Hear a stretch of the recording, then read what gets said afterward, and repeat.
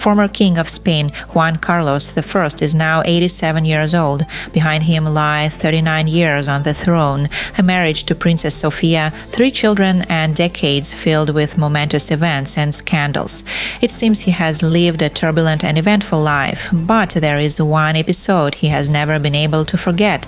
Nearly 70 years ago, his younger brother, 14-year-old Alfonso, died. They were alone in a room. A shot rang out.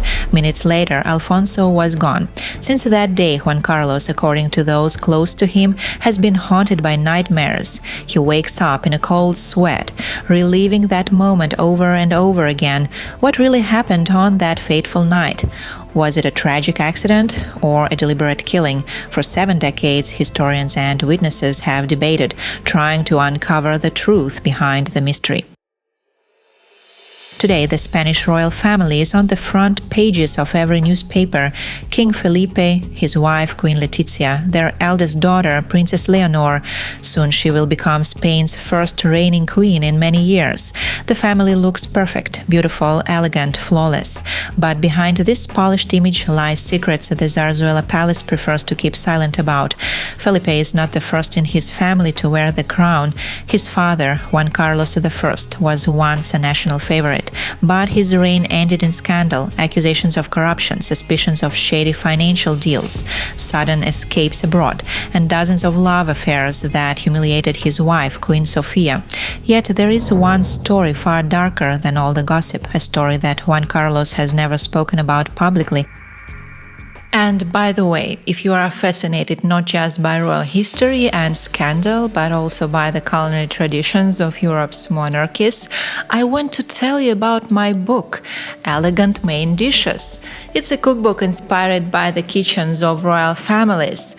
One of the chapters is dedicated to Spanish royal cuisine. Inside you'll find elegant dishes inspired by Spain's traditions, adapted for everyday cooking, so that anyone can make them at home. You can find the book on Amazon. The link is below this video. Nearly 70 years ago, the younger brother of Juan Carlos, 14-year-old Infante Alfonso, died. They were alone in a room when a fatal shot rang out. It happened in the spring of 1956, when Spain was under the iron rule of dictator Francisco Franco. The official monarchy was in exile. The head of the dynasty, Don Juan, Count of Barcelona, lived with his family in Portugal, in the quiet resort town of Estoril. Their home, Villa Giralda, was a spacious mansion with high ceilings, large windows, and a garden where the sound of the ocean could be heard in the mornings. The family tried to live as normally as possible, attending mass, hosting social gatherings, keeping up with lessons, and practicing sports. The family had 4 children, but Alfonso was his father's favorite. Fair-haired, blue-eyed, and charming, he excelled at golf and often brought home trophies. He was outgoing, full of energy, and always lifted the mood of those around him. In the family, he was affectionately called Alfonsito. His older brother, Juan Carlos, had a very different upbringing. When he was 10, Franco insisted that the boy be brought to Spain. There, he grew up under the watch of military instructors, studied at the academy, and became accustomed to weapons and military discipline. He saw his parents and siblings only rarely, mostly during school holidays. And although he was the heir, he always felt that his father treated him more strictly than his younger brother. In March 1956, Juan Carlos returned home for the holidays.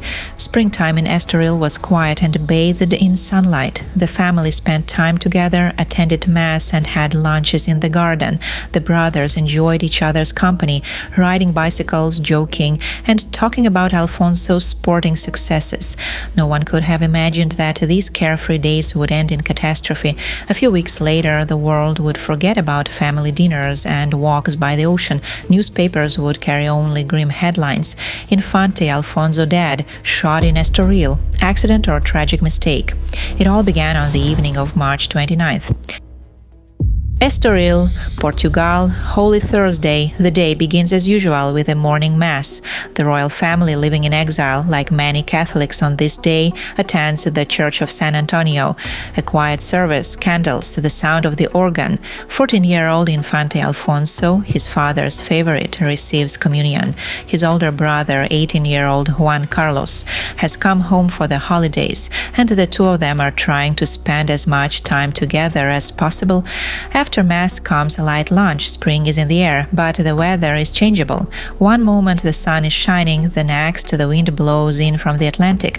Alfonso is in particularly high spirits. He has a junior golf tournament semi-final ahead.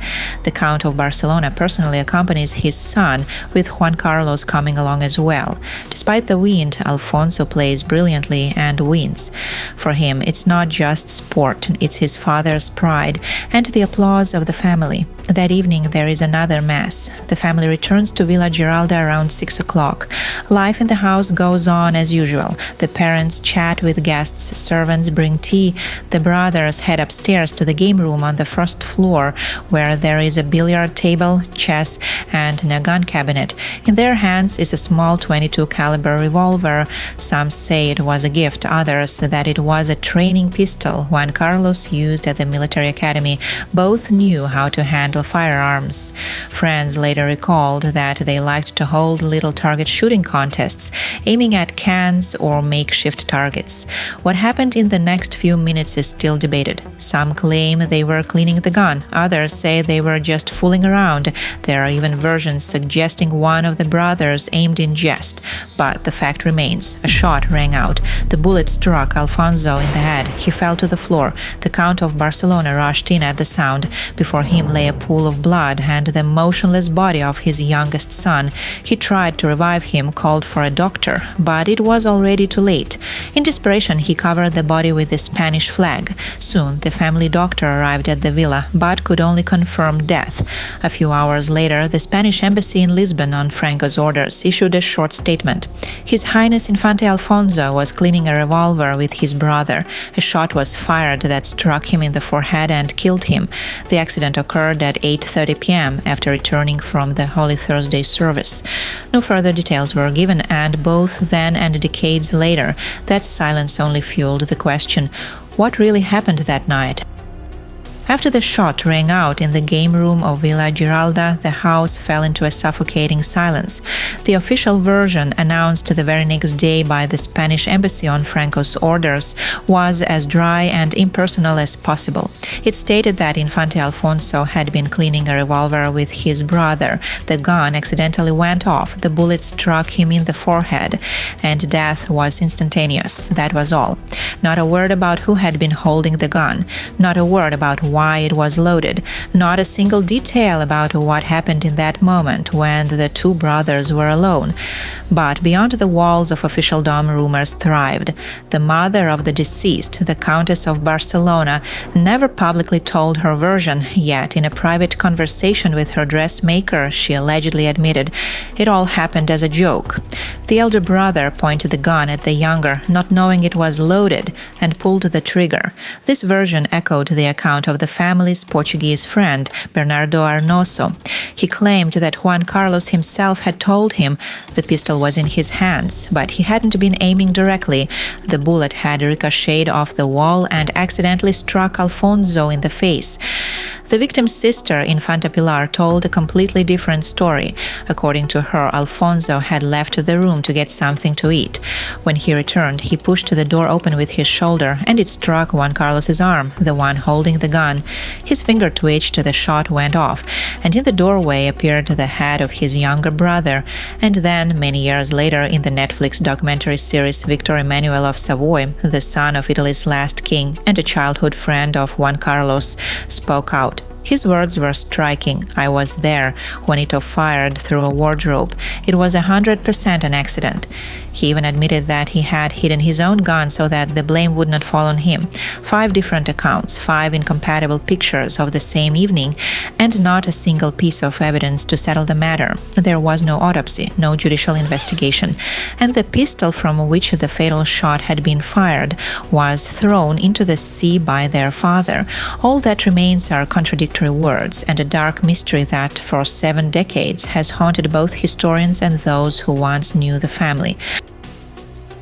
The more years passed after the tragedy, the less hope remained of ever learning the truth. Yet rumors and theories only grew stronger, whispered at receptions, slipping into newspapers, and finding their way into books about the royal family.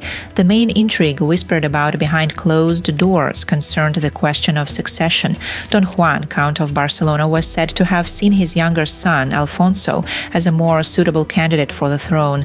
Alfonsito was his father's favorite, gentle, charming, and, in the eyes of some, a potential king with a human face. Juan Carlos, on the other hand, had been raised under Franco's supervision from childhood and, according to concerns within the family circle, might have become merely a continuation of his authoritarian rule. In this version, the tragedy in Estoril looked like a fatal intersection of 2 paths, political and personal. Those who believed in a conspiracy whispered that the elder brother might have felt the family's favorite was a threat to his future. Few dared to speak of it openly, but occasionally loud accusations broke through. In the 1980s, the Italian press, most notably Corriere della Sera and La Repubblica, hinted at a deliberate shot and called the incident a small palace coup. Some royal biographers cautiously but persistently raised the question in their books. What if it wasn't an accident? The media played a special role in keeping the story alive. Italian magazines, always eager for royal scandals, published photos of young Juan Carlos and Alfonso, compared their characters, and dug up quotes from the memoirs of those who knew the family. Over the years, television programs and documentary filmmakers joined in, weaving the shooting incident into a long list of dark episodes in Juan Carlos's biography. At one point, British historian Paul Preston, in his book Juan Carlos, A People's King, carefully compiled all these versions: the official account, his mother's story, the account from family friend Arnoso, from Sister Pilar, and even Victor Emmanuel's Netflix testimony. But Preston made it clear, all of them sounded more like the voice of the people than a proven fact. In the end, over the decades, the tragedy that took place in a quiet Portuguese town stopped being just a family drama. It became a true legend, a mystery, an intrigue, and a shadow that still follows the man who once became the King of Spain. Spring 1956. Estoril had not yet cooled from the swirl of rumors and gossip when the decision was already made. Less than 48 hours after the funeral of his younger son, Don Juan, Count of Barcelona, in agreement with Franco, he sent Juan Carlos back to Spain. Officially, it was to continue his studies and not lose his rhythm. Unofficially, the goal was to remove him from the public eye and shield him from journalists eager to learn the details of the tragedy. For the Countess of Barcelona, Alfonso's death was a blow from which she never recovered. Her usual reserve and cold composure collapsed. According to those close to her, she stopped attending social events, often stayed in bed for days, and fell into a deep depression. Family members and doctors persuaded her to enter a clinic, where she spent several months trying to regain her strength. For Don Juan, the tragedy was also a political disaster. The loss of his favorite son deprived him not only of support within the family, but also of a powerful card in his rivalry with Franco. Alfonso had been the one he could present to the regime as a future democratic monarch. Now that the card was gone, Franco, by contrast, used the moment with cold precision. Without fanfare, he secured Juan Carlos's position as the only realistic candidate for the throne. The young man, who had recently spent his vacations in Portugal, was now firmly within the dictator's orbit. His future, and the future of the Spanish monarchy, was now under the control of a single hand, the hand of the caudillo. The tragedy in Estoril permanently changed the balance of power within the Bourbon family. It broke the mother, weakened the father, and made the eldest son the sole player in a high-stakes political game, one he may not have been ready for, but from which there was no turning back. After Alfonso's death, Juan Carlos's life changed forever. Officially, he continued his studies in Spain, took part in military parades, and played the role of a model heir. But those close to him noticed that he was no longer the same. More reserved, more serious, with a certain shadow in his eyes. He almost never spoke about that day. Even within the family, the subject of his brother was taboo. If the conversation turned to the spring of 1956, he would either abruptly change the topic or simply get up and leave. It was his psychological defense, erasing everything that could tear his soul apart, but sometimes that defense would fail. Many years later, Corina Larsen, the woman with whom the former king had a relationship, revealed in an interview that he called Alfonso the light of the family, and admitted that nightmares about that day had haunted him for decades. According to her, there were nights when he woke up in a cold sweat, as if hearing that gunshot all over again. On top of the guilt, there was another burden. Juan Carlos suffered from dyslexia, something few spoke about, but learning was always a struggle for him. His parents and tutors constantly compared him to his younger brother, who was not only an excellent student but also a brilliant athlete and the life of the party. Alfonso could charm anyone, while Juan Carlos grew up under strict military discipline, often feeling that he fell short of the ideal.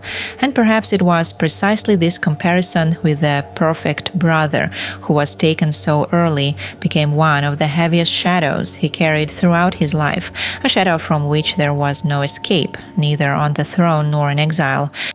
Almost 70 years have passed since that fateful evening in Estoril, yet the story still lives on in newspaper articles, documentaries, podcasts, and whispered conversations in kitchens.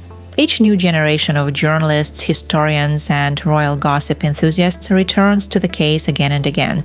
Over the years, the tragedy has grown into a part of cultural memory.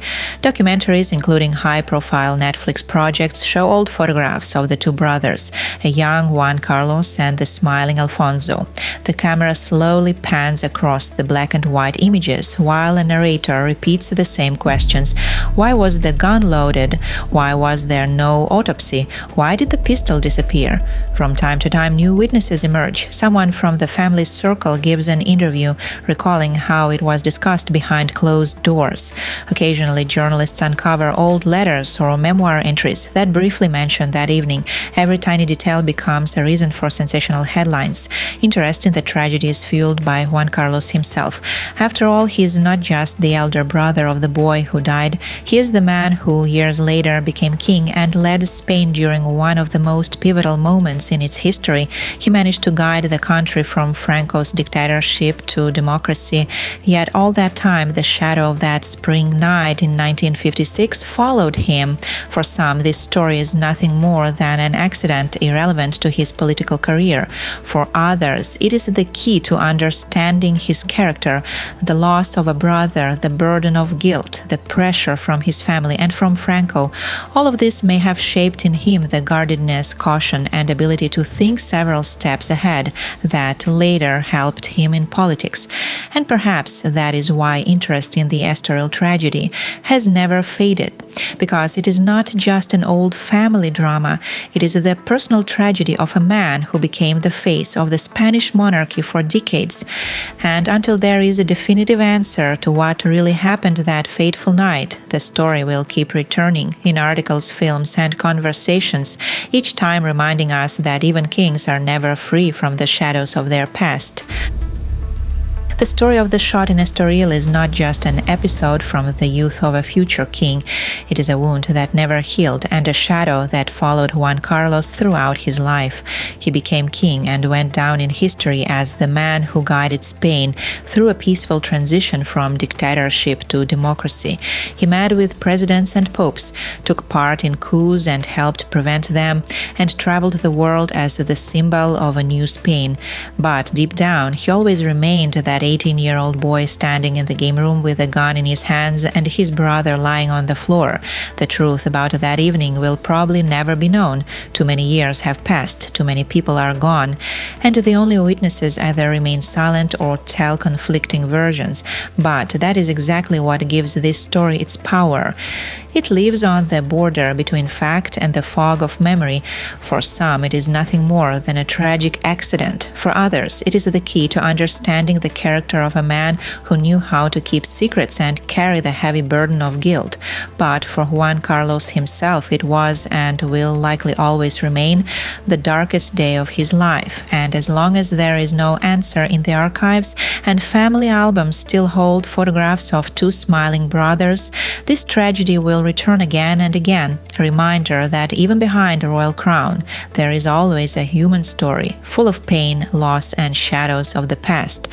But what do you think? Was Juan Carlos guilty of his brother's death, or was it a tragic accident? Share your opinion in the comments. Don't forget to subscribe to the channel and give this video a like. There are many more incredible stories about kings, and there are secrets ahead. Thank you for watching.